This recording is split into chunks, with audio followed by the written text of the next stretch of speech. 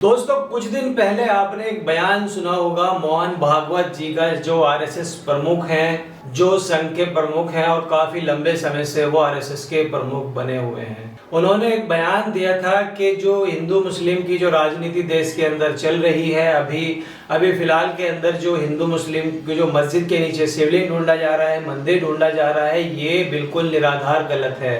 ये मोहन भागवत जी का बयान था। कुछ दिन पहले एक मंच पर उन्होंने बयान दिया और अपनी पार्टी जो बीजेपी है उसको भी ये समझाया था कि हमारा जो मुद्दा था वो केवल राम मंदिर तक ही था और संघ उसमें साथ थी। लेकिन उसके बाद हमारा ऐसा कोई भी मुद्दा नहीं है और हम नहीं चाहते कि हर मस्जिद के नीचे मंदिर को ढूंढा जाए।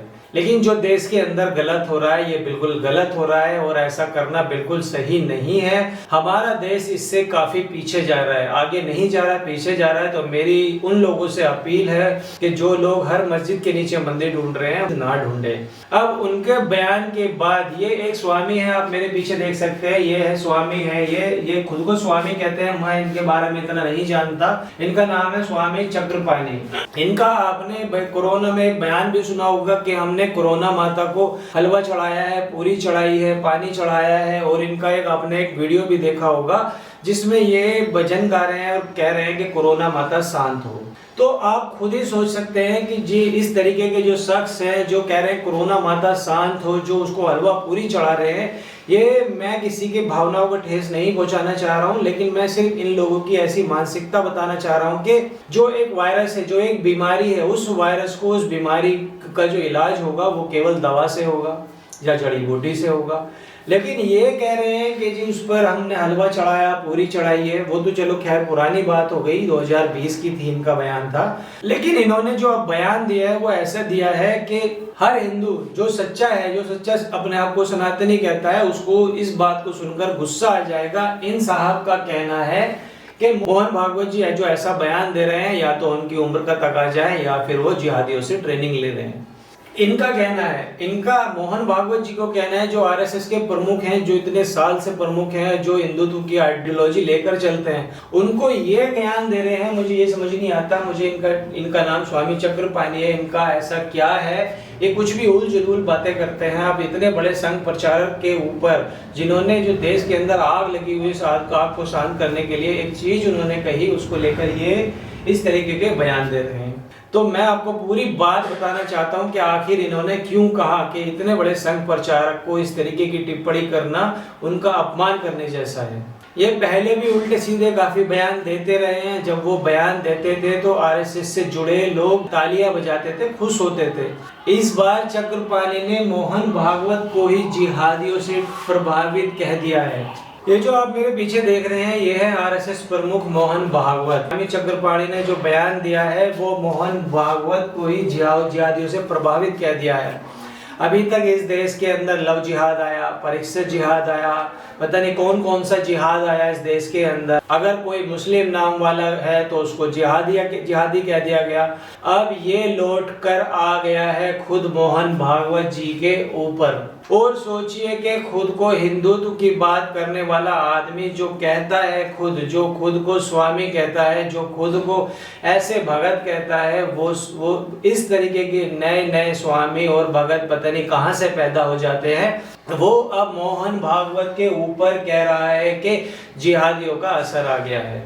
जो विश्व बेड़ बोई थी आरएसएस ने खुद, और विश्वेन जो शब्द है जो मैं उपयोग कर रहा हूँ वो जहर का पेड़ उसको बोलते हैं। जब मैं ये लफ्ज आपके सामने इस्तेमाल कर रहा हूँ, ये बाबा साहब अम्बेडकर का शब्द यूज कर रहा हूँ। बाबा साहब अम्बेडकर ने कहा था कि आरएसएस विष बेल है, और विष बेल यानी जहर के पेड़ की सबसे बड़ी बेल। उसकी खूबी ये होती है कि वो जहर को फैलाता जाता है। हर नए पत्ते से, हर नए तने से नया जहर पैदा होता है। तो जिस जहर को हिंदुस्तान के अंदर, हिंदुस्तान की नसों में देने की कोशिश आरएसएस कर रहा था, अब वो जहर लौटकर खुद मोहन भागवत के ऊपर आ गया है। ये जो मुसलमानों से लगातार नफरत, ये जो हिंदुत्व की बात, ये हिंदुत्व की आइडियोलॉजी, जिन लोगों ने सावर की किताब हिंदुत्व पढ़ी होगी वो जानते होंगे इस चीज को कि उन्होंने लिखा है उस किताब के अंदर कि हिंदू धर्म से कोई लेना देना नहीं है। हिंदू धर्म के लिए हिंदुइज्म जो शब्द का प्रयोग किया है वो हिंदुत्व का तो मतलब है एक पॉलिटिकल आइडियोलॉजी जिसमें मुसलमान, ईसाई और बाकी जो सारे लोग हैं उनको दुश्मन बनाकर देश में धर्म के आधार पर आप रास्ते बनाए जाएं। ये हिंदुत्व की एक पूरी पॉलिटिक्स है जो कि बनाई गई थी, जिसका हिंदू धर्म से कोई लेना देना उसमें नहीं है। केवल हिंदू धर्म के लोगों को सिर्फ वोट बैंक की तरह इसमें इस्तेमाल करना, वोट के लिए इस्तेमाल करना, पॉलिटिक्स के लिए इस्तेमाल करना।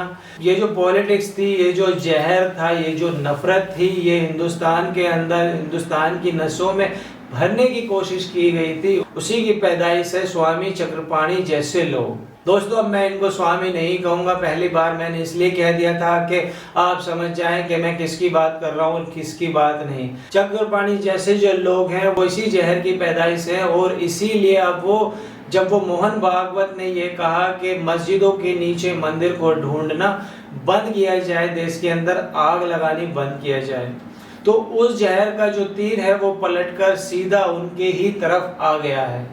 अब दोस्तों, हालत यह है कि भारतीय जनता पार्टी के लोग फिलहाल चुप हैं। मोदी जी का या अमित शाह का या योगी आदित्यनाथ का किसी तरीके का कोई बयान तो नहीं आया अभी। इन लोगों को लगातार उस तरीके की बात जो कर रहे हैं वो बहुत चुभ रही है, जितने भी साधु संत हैं। हालांकि मोहन भागवत जी ने जो भी कहा था वो कुछ सोच समझकर ही कहा था। वो आरएसएस के प्रमुख हैं और वो इस देश की राजनीति को भी बखूबी जानते हैं। उनकी जो विचारधारा है वो बीजेपी के अंदर भी चलती है।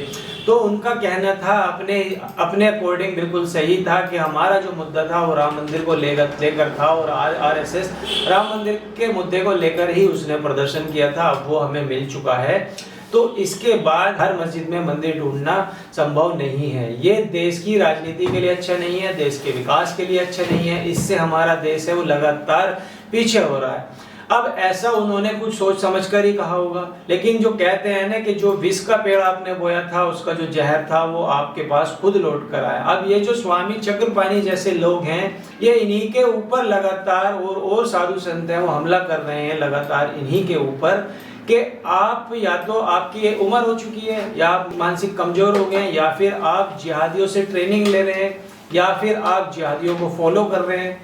तो क्या ये बयान ऐसे जो बाबाएं हैं उनका कहना सही है एक ऐसे व्यक्ति के ऊपर जो एक किसी संस्था के प्रमुख हैं, जिसको कहा जाता है कि आरएसएस देश के अंदर बहुत सारे काम करती है?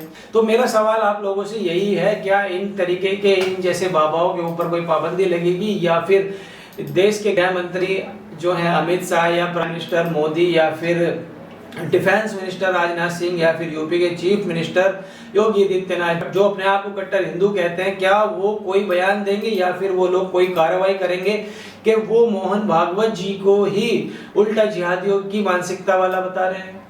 तो दोस्तों, मेरा आप लोगों से सवाल यही है कि ये ऐसा करना ठीक है? एक देश के अंदर आग ना लगे, देश के अंदर इस तरीके का माहौल पैदा ना हो, तो उसको लेकर मोहन भागवत जी ने कुछ सोच समझकर ही बयान दिया था। अगर आप हमारी बात से सहमत है तो भी बताइए, नहीं है तो भी हमें कमेंट करके जरूर बताइए। और वीडियो कैसी लगी आपको, वीडियो को लाइक कीजिए, बेल आइकन दबाना ना भूलें। तब तक मिलते हैं अदर वीडियो में। जय हिंद।